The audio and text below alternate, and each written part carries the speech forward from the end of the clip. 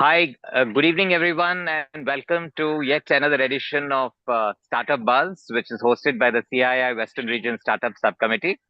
And as you all know, we have this session online every Thursday, 5 p.m.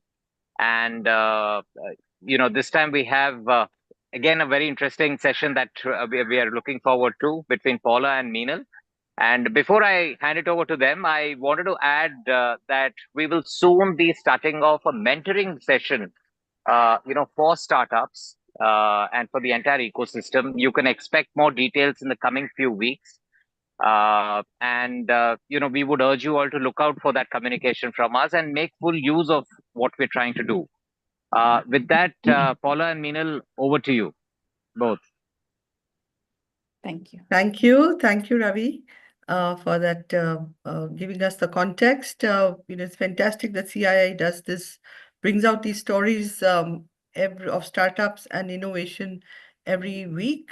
And today, we have a very, very interesting and inspiring founder with us who has combined a passion and impact to create a very innovative story. The company is called The Innovation Story, founded by Meenal Majumdar. And, her own journey is very innovative. Her own story is very innovative. So I'm going to sort of introduce her by just talking about her journey. Um, she was an engineer who went to the dark side into management and a corporate career in finance. For 25 years, she was with ICICI Bank in, I think, risk management. So important role. But somewhere something happened and a different side of her took over. And she is today very well known in STEM education with her venture, The Innovation Story. So, Meenal, I'm going to start off by asking you to narrate some of that story. How did the engineer, what triggered that engineer to go into management, and then with a solid career behind her, how did she come to education, that to STEM education, and one that is really, focused on creating a very important impact. So let's hear it.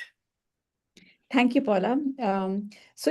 Essentially, I am an engineer who hated engineering when I was doing it because it was so much theory and I didn't understand engineering. But I was good at numbers, so I quickly went on to do my MBA from IIM Calcutta. And then the world of finance was something that I really loved. So I went to CRISIL and then ICICI Securities, where I was the chief risk officer for the longest time. And I thought I loved it so much, with the corner office and everything, that I thought I'll just kind of retire as the chief risk officer until Destiny had other plans.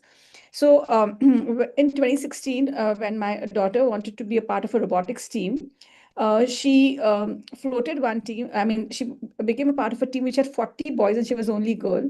And I didn't want her to drop off just because of being the only girl. And so I would go after office to hang out with the team. And then instead of just waiting around for her to finish, then I started mentoring the team more on outreach and skills. But what I figured in the whole process was doing experiential curriculums and doing hands-on building, which robotics requires, how these children actually transform completely, like not being sure about what they wanted to do to building robots. They learned really amazing things, but they themselves, it was like while they were building robots, the robots were building the children, into people who are like having persistence, having qualities which are going to really help them for the rest of their lives. And this transformation of becoming confident about becoming builders was something that I completely enjoyed. And I started my journey as a volunteer mentor with the team. And in 2019, after she left for college, I kind of gave my full time towards volunteering, and I was working with an NGO called Salam Bombay, which kind of did not have computers during lockdowns to raise money from the Women of IIM network. And this story, a friend of mine who works with Amazon, he heard and he said they're launching the Amazon Future Engineer, and I could be a partner if I was a company. But then I had done enough of risk, I thought, and I thought, why not take risk and see how it goes, and that's how I quit to start the innovation story. The risk officer took the risk, but I think it was a lot from the heart. Mhm. But tell me, you started as a cheerleader, as a guide, as a mentor, and you got into this this whole world of robotics and building. But at what point did you think that it can go beyond and you would create a platform which would even, which then eventually became like a venture and even today continues to scale? Did you at the time think of really creating this level of impact and creating a company which will actually, company or organization which will actually do this as a very strong business actually, and impact so many students? So when I started, of course, I wasn't even sure about the fact that this would go somewhere.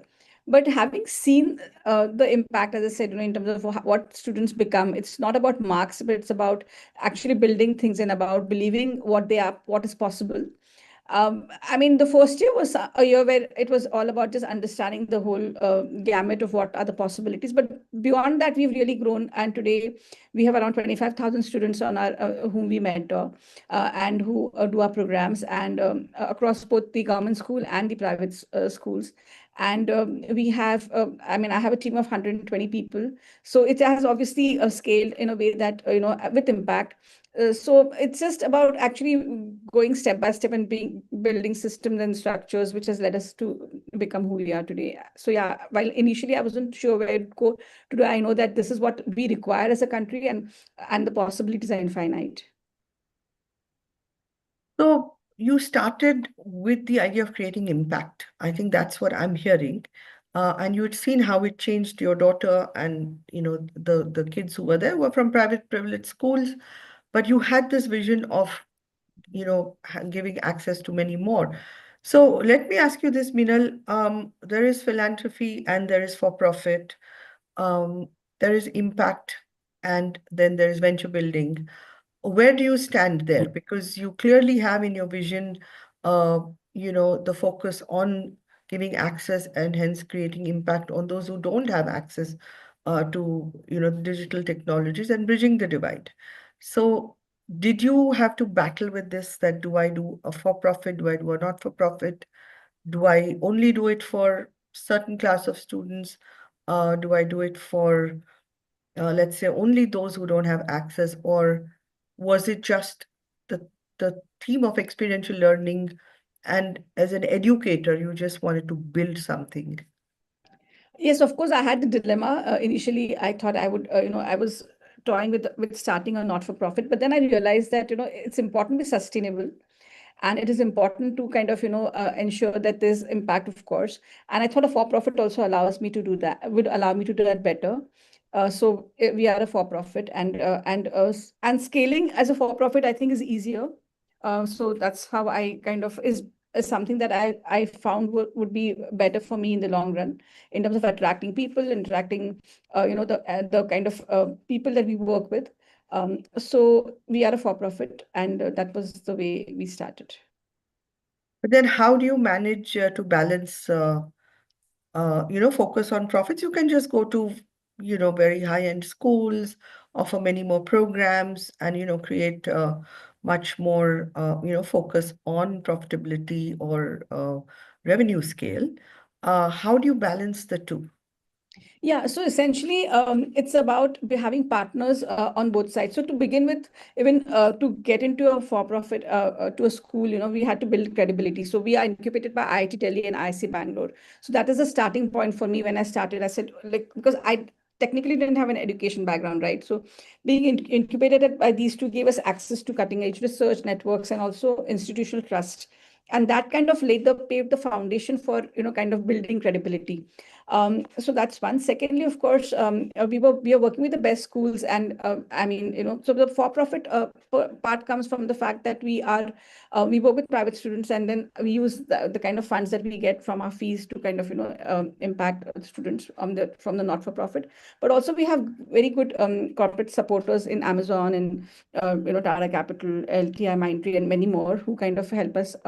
Center Square Foundation is another partner. So through these partnerships, we help, we work with the not-for-profit part as well, like with government schools. We have our own program called Project Udan, where we work with students from BMC schools, and we have mentored around 15,000 students in the last 3 years on this program. So where we do year-long programs about teaching them taking them from digital literacy to robotics, and that's a journey, and ending in a robotics competition called RoboRice. We've been doing it for the last 3 years with great impact and great results. But at what point did you believe, because you had started merely as a mentor and only focusing on robotics. At what point did you believe that this can really be scaled? Because it's much easier to deliver something, which is only virtual. Building something with hands is not in our culture. It's not really taught in schools. How did you get the conviction that this is experiential learning is scalable? Give me some, share some experiences along the way. Yeah, so we actually started with a very small office in Matunga, maybe a 500 square feet, maker space. And the first year we had around 250 students who were a part of the Amazon Future Engineer program coming to us.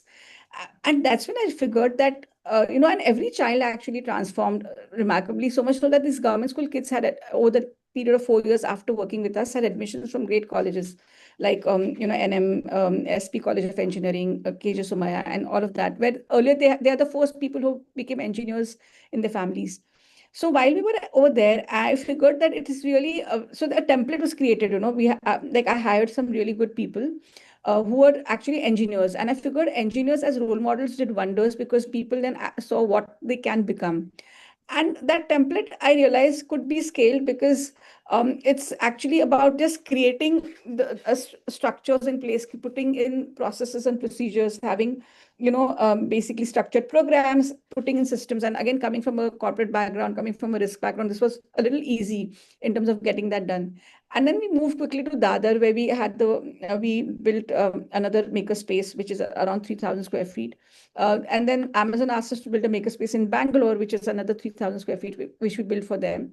So through these experiences, I figured that, it's really about putting a template in terms of processes, system structures, the hiring modules, and the curriculum is always obviously there. So to scale it then is not really difficult. And one thing led to the other. The first year we were hardly as I said, just 200 students. Today we went to, in 5 years, we've been to 25,000 students, and it's truly a part of having a great team which believes in the mission. And I'm very lucky that our attrition rate is very low because people believe in this. There's a purpose for everybody, that they are making a change in everybody's lives, in children's lives. And then we've basically, through the structured programs, we've kind of productized the whole mission. Having systems in place has helped. So yeah, that's how we've scaled. The whole idea here, Paula, my dream is to create an ecosystem, a robotics revolution in India, an AI and robotics revolution. And it's just possible. I think we just have to kind of, create these templates and take them to places, to cities. So that's really something that I'm very excited to be doing. In a country which is well known for only its coding, software, manpower, and we really, if you look at our history, even if of the past 2 or 3 decades, besides maybe space, we have really not created things which are built, right? Which we call true engineering, and which are world class. So today you're partnering with Amazon. Do you see your students, creating something for, let's say, Amazon warehousing or deliveries and so on in future? And how do you sort of integrate that kind of vision into students? Because typically in our system, after, let's say, the 8th, 9th grade, you're only focused on entrance exams. Even if you want to be engineers, you're really not experiencing engineering. Your experience is exam taking, and which is what other edtechs have done. And, some have done well, some have really, not delivered, and some have promised way beyond what one should really expect from edtech. So edtech is a sort of a complex phenomena right now in India. But given that parents pay for outcomes in a culture like ours and many such cultures, because obviously, they want their children to have careers and employability, how do you balance again? Yeah, so again, a good question. So the whole idea here is how do students move from becoming consumers of, content or consumers of like today it's everywhere, right? Like you instead of playing games, can you develop games? And then when we say that, oh, you've developed a game and let's put it out for everybody else, your friends to play. So that's something that excites students, right? Like so basically then become purpose driven. It's like, how do I, from just following instructions, how do I frame problems? How do I kind of, do things which will make me, I mean, and this whole journey makes students very confident. Imagine building a robot which actually listens to them. Like a child said that, for example, a student from grade 6 or 7 had come once and he said, my mom is forever calling me when I'm watching a television show. And why does she call me? Because she wants to give me food. So I have built a robot which will from the kitchen come fastest way to where I am and get me the plate of food, for example. And he actually did it for his house. So it's like any idea. I mean, it's a very simple thing, but how do students then see that they can create anything that they believe that they set their minds to? And that's the culture that I think we've kind of inculcated in students who come to us about being a creator, about moving on to be a problem solver. And through this, and I mean, all these partnerships that we have only helped because we get people from senior leaders from these places to come and talk to our students, do career, talks and stuff like that. So, every student who comes to the innovation study has actually developed a mindset saying that how do I design a solution for this? And instead of saying what job should I take, they'll ask what problem can I solve? I have a student who actually, after grade 12, started his own company, did not go to college despite having an admission from Berkeley, for example. And he has this, a drone company which is delivering healthcare solutions in Bangalore, for example. So it's like, every child, I think, who comes out of these kind of programs is more an engineer even before they go to engineering or has a developed a problem solving mindset. And there's so much talent density. How do we convert it into a pipeline of innovators or researchers is what the objective of the innovation story is. Are you able to influence the educational institutions? Because they are clearly very hands-off, to put it, ironically. They like to prepare for, like I said, outcomes, measurable outcomes. And is there a shift? And are you able to influence the teachers, for example, or the school managements, and particularly the parents? And what is your drop-off rate for students once they come to, let's say, ninth grade or 10th grade? Yeah, so today, because robotics and AI is everywhere, right? And especially because machine literacy is not an option, or learning AI is like learning English. So yes, I mean, it has helped us kind of make inroads into institutions. We also launched the National Robotics League to give a a platform to students across the country to kind of participate in a state of art robotics competition. So that also had some 65 schools across India participating. This was in collaboration with IIT Bombay, and it was the program itself was at IIT Bombay. So through these initiatives, parents, teachers, and schools have seen the impact that the students have kind of had, the program has had on impact on the students. Our admissions are amazing. Most of our students from government schools are getting great college admissions. Even from private schools are getting like who want to kind of go abroad, have admission from Stanford, Caltech, Berkeley, UPenn. So from both the systems, what we see is that the change is being noticed and the change is being acknowledged. So yes, it's a process and it requires, I mean, I would say it requires the speed of change has to be faster because obviously the technology is changing in a faster way than the curriculums are today. But yes, there is definitely an acceptance that these should be in school, and this is what is required today if students have to be ready for the future of work. Do you think that we will soon have schools adopt a hands-on curriculum, for example, for STEM, not necessarily just robotics, but for STEM education, where many schools and even this top schools are included in this, never really, it's all bookish. No experiments are really taught by failing, by building, and even the curriculum, the national curricula really do not have very many hands-on kits, or even in middle school, for example, when they would ignite this curiosity. So while we have digitized education by having all these edtech tools, how do we sort of bring in STEM education, not necessarily AI or fundamental concepts of science? not necessarily AI or robotics. Are you doing anything in that also to bring about a change? And do you think that's required? Yeah, so it's actually the building culture, ultimately what you said, right? Like we don't have any deep techs coming out of India and we are so strong in programming. It's not that we can't be good in, I mean, if you apply ourselves, I'm sure it's just a matter of time. And I see that happening. So we have maker spaces where we do physics, chemistry. So it's STEM largely, but also, I mean, making and building. And when you create something with your hand is when they believe that, yes, they can solve problems. And even STEM, it's not necessary that it's for engineering. It's just about building a problem-solving mindset or a builder's mindset, which is required. Yeah. And that's what we do. So we have scaled our programs for maker spaces, and we have been building maker spaces for schools, STEM oriented, for schools and for corporates. We've built for Capgemini, IDEMIA, Amazon for their government school programs. So yes, we are focusing on that completely. But much like you made the shift from being an engineer to corporate, many of our brightest minds from IITs, all the top engineering schools, they don't really stay on in engineering. Very, very small percentage, and most of them either go and get into computer science, more and more into finance, consulting. I mean, you know how the trend is. And even those who go abroad, very few stay on to build or stay on in engineering. And especially in the age of AI, where everything can be outsourced, somebody else needs to know how to do it. Uh, how do you see? Okay, it creates excitement in the young minds. I agree with that. But do you see how to, for example, you go to IIT, most of them at placement are not looking at engineering careers. How do you continue the spark to create impact which will be much more than just having STEM education? Exactly. So, Paula, again, a good question. So essentially, because the whole all the students who go to IIT today, a bulk of it, have gone through the JEE entrance exam, right?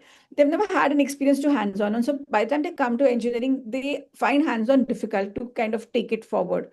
And that whole building mindset has to be built at the school level, high school level, if I may, like from grade 6 onwards, so essentially middle and high school level. So essentially I feel, hence what we do is so important, so that that drop off doesn't happen. Because if an engineer, I mean, if that whole builder's mindset is built early on, then people switching off from engineering to consulting, management, etc., is going to be much lesser. Also, AI can do those things, but AI can't like do physical building, right? Like for that you would, so these are in fact better options as you look at the future, maybe 8, 10 years down the line, to be having a builder's mindset, because then you can you can be an entrepreneur, designing solutions for real world problems.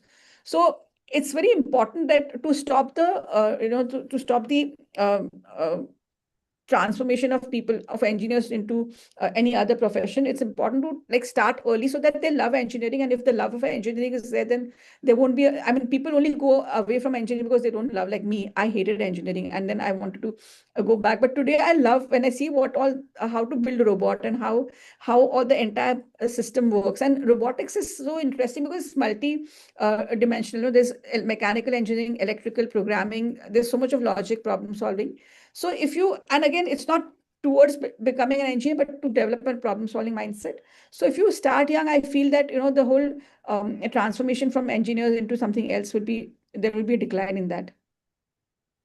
Do you see adding other hands-on skills along besides just robotics? So let's say involving, because we're talking of STEM, so maybe involving more of other sciences, biological, chemical. Absolutely. Uh, Absolutely. So we're developing a big a research program called PRISM, which is pioneering research in school minds through STEM. And here we what we do is we ask students to kind of come with any problem in any field, which could be healthcare, climate, it could be any of those. And how do you use technology to solve that? So it's really not about robotics, but it's about using technology skills in design and programming. So the way we build our curriculums is that every child basically has to have a foundation in design, so that you know how do you design a product, and in programming so that you can program the product itself. And then through these two foundational skills, go on to build products which can solve any problem. So it's really not about robotics, it's about designing STEM systems to solve problem in education, climate, fire safety, and we have such amazing innovations that students have come up with that I just can see the possibilities are limitless, and a lot of entrepreneurs are going to come out of this whole system who will be able to solve for our current problems. So today's teenager, do you think, has that entrepreneurial instinct or interest in them far more maybe than a few years ago, who will equipped with the skills may look at, bigger picture of creating companies, creating products. Do you see that in a typical teenager today in India? Yeah. I'm super excited to see them. Once they get this hang of this, right? What happens is they actually I want to hire them after grade 12 only because they have so many ideas and they are bursting with ideas and they have so many solutions that they get excited. In fact, they're not distracted with social media. They are focused. So it's really about it's like when you learn to cycle. Initially, you need support, but once you start learning it, then you just want to like explore on your own. And I see that whole ideology and that whole mindset being developed where they want to explore solutions. And we ourselves have had like some 400 products that have come out of students who have come with solutions to all these problems in different areas and using technology. So they are very entrepreneurial, they're very focused, and these things have helped them remain like that, learning about technology in a structured way. So I feel that they are amazing. Like we really have an amazing lot of students that we work with. So let me come to Minal, the entrepreneur, rather than an educator.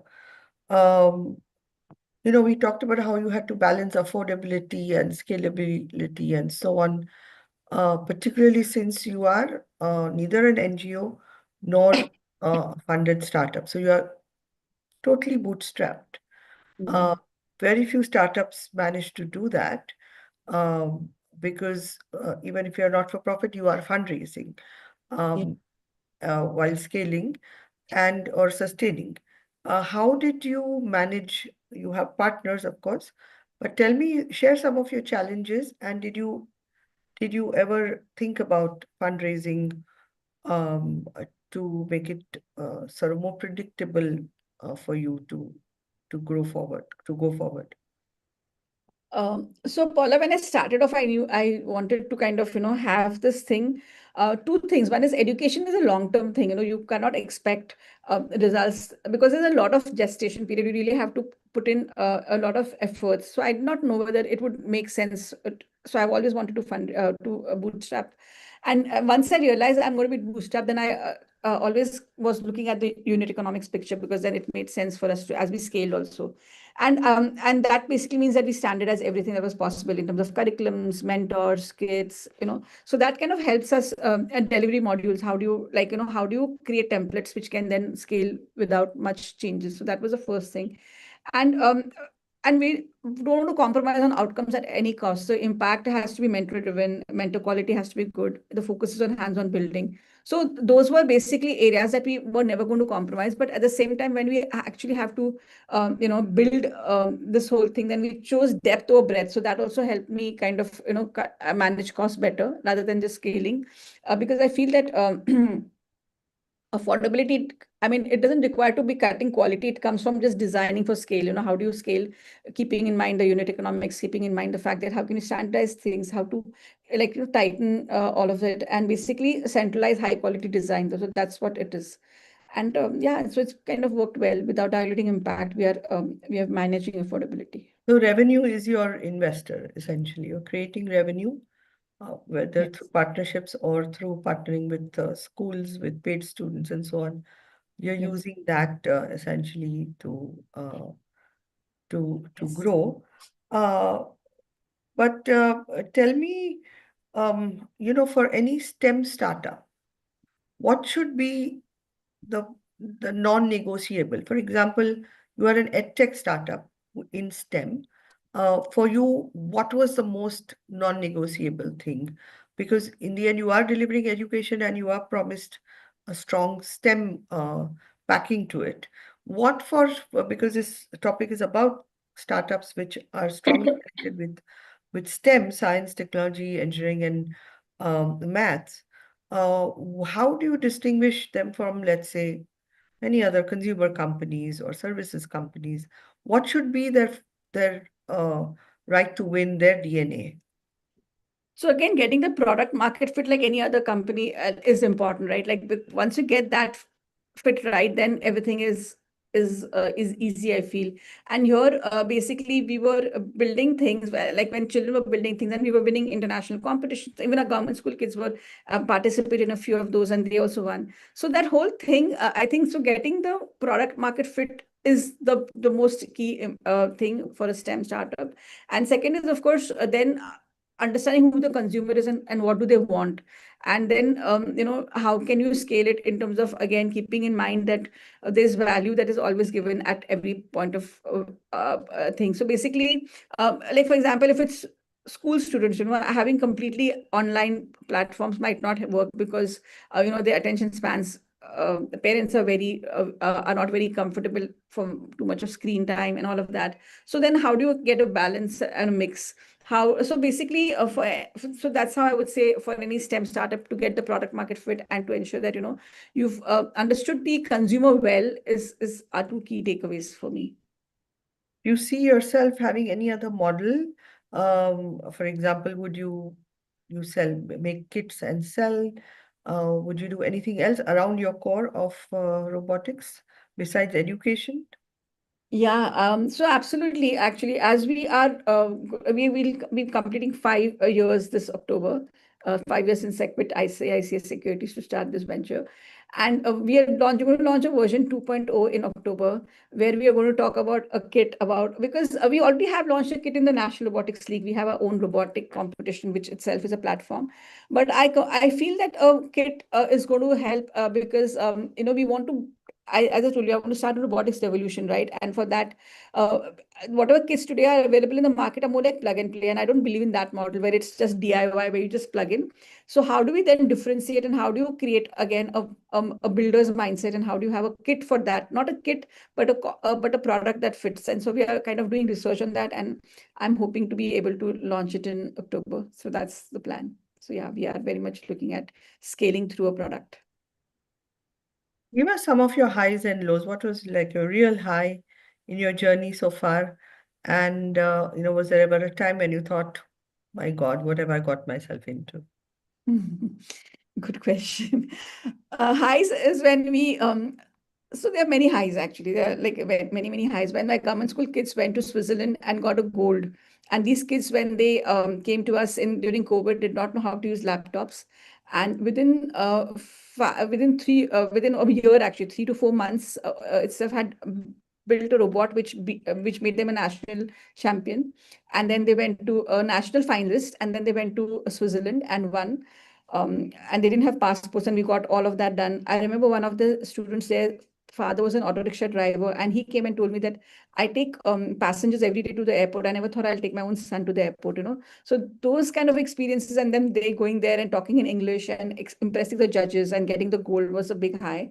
Then there's this group of girls who came to us again, from backgrounds where nobody from the family had even gone to college, and today they all are in engineering colleges doing really well for themselves. So these are definitely highs. Then last year we were in Houston, where we were participating in an international robotics competition where uh, there are like 15,000 teams from the world which participate, and 250 go to the worlds, and of which 250, they are like two teams in the finals, and both are from Innovation Story. So they were like one against the other, playing in the finals of a world championship. That was again a big high.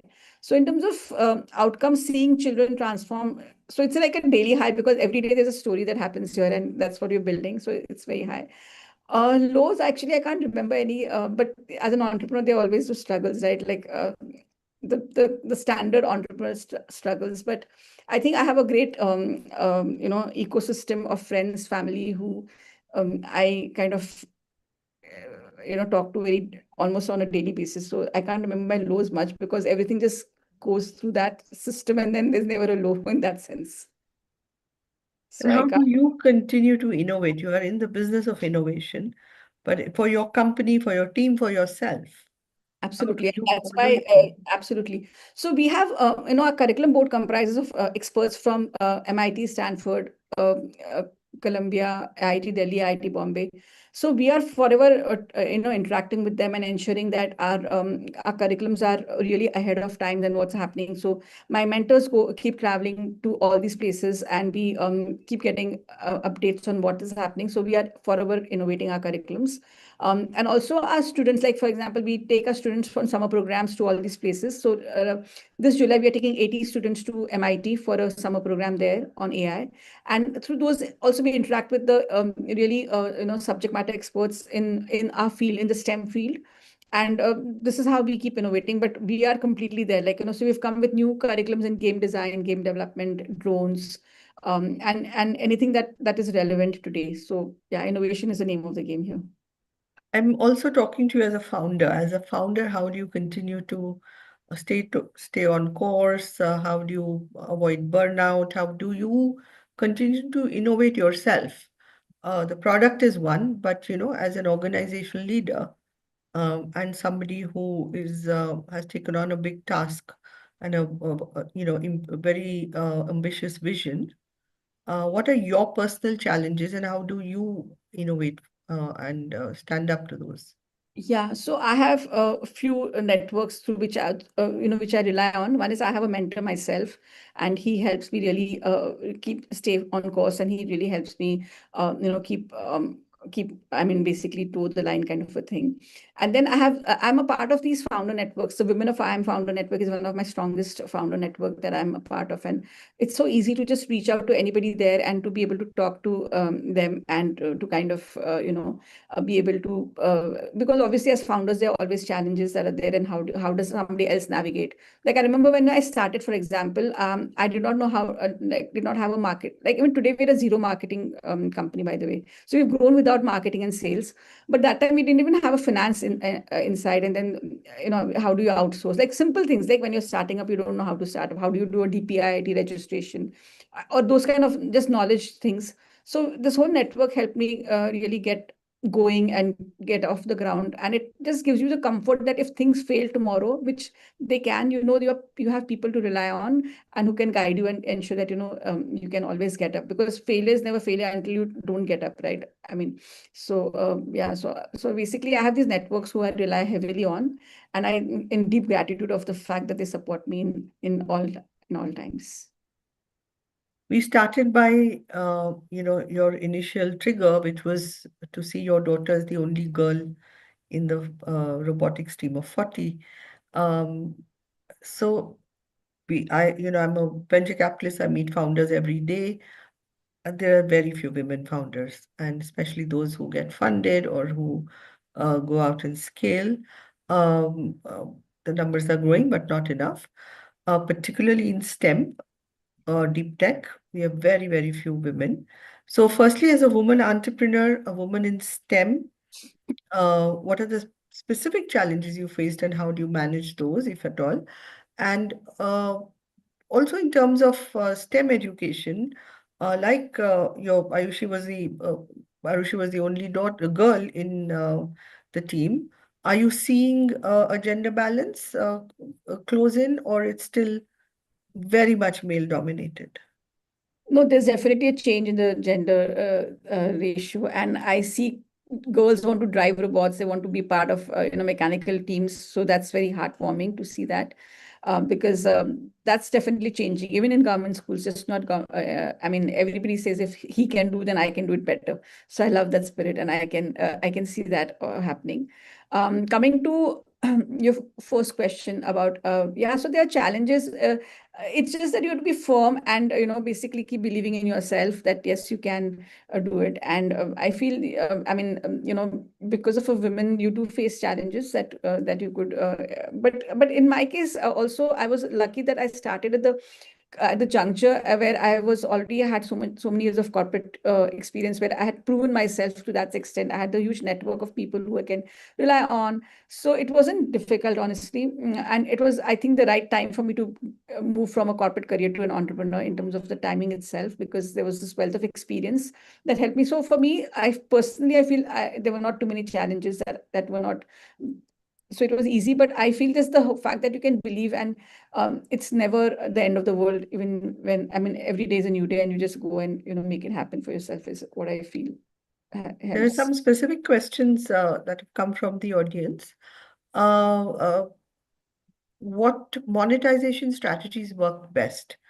A B2B or B2C, which is, selling directly to students and parents, or, partnering with schools, which is a sort of a B2B approach, particularly since you were bootstrapped.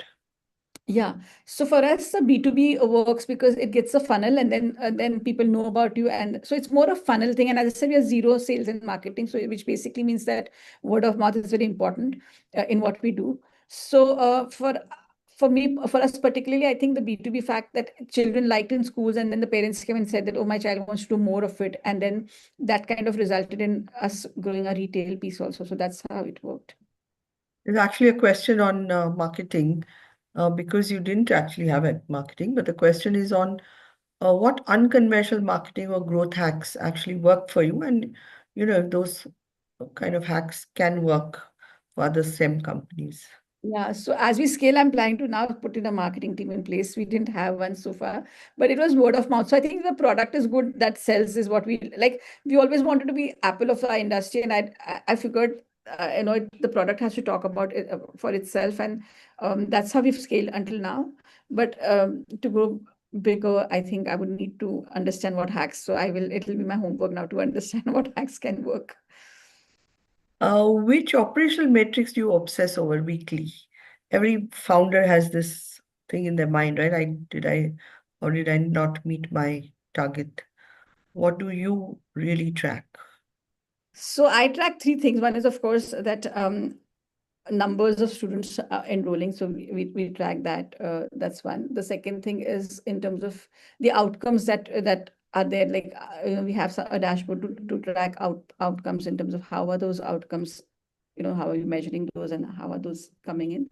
And the third thing that I track is again in terms of so that's not weekly, but that's more in terms of um, how are the students getting placed, and how are, like, what's happening there in terms of, because for us that's where we want our students to do, what are the kind of innovations that are coming in, what are the kind of things that our students are building. So we track these three things, but it's the number of students is the bigger thing. And as a classic question for entrepreneurs, especially single founder companies, how do you delegate? How do you transition from doing everything yourself, controlling everything, to putting processes, systems, and empowering your teams? Yeah, so again, I'm fortunate that I have a really good team to kind of take it forward, and I'm not a big micromanager. So in that sense, it's like, and they all learn to swim with is what they tell me, because so most of our team is straight out of college, because I wanted to keep costs lesser. So I did not hire very experienced people, but train them to be who they are. And in the process, so the delegation came easy because I was firsthand seeing what they're capable of, and then I could just delegate things. So we have a great product and innovation head, and a great, like, all our products are really amazing because of the people and the delegation that happened to in the process.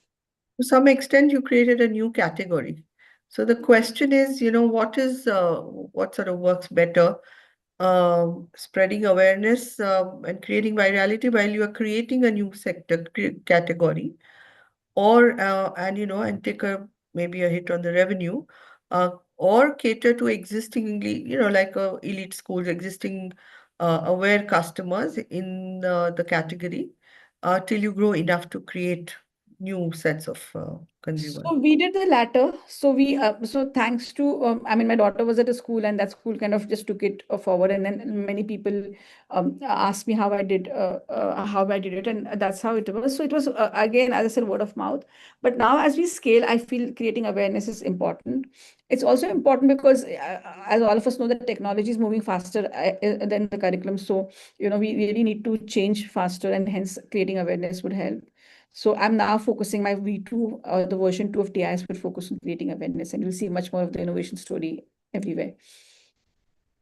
So we are almost out of time. So I want to end by asking you, Meenal, who would you say were your inspiration or role models, which consistently have sort of motivated you.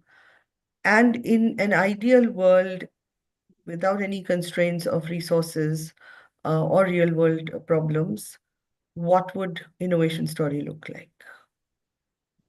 So my inspiration was, I mean, my idol was Steve Jobs. As I said, I want to be the Apple of the industry. So like that's one big role model that I always looked at, and I've learned a lot from reading about his practices. So that's one.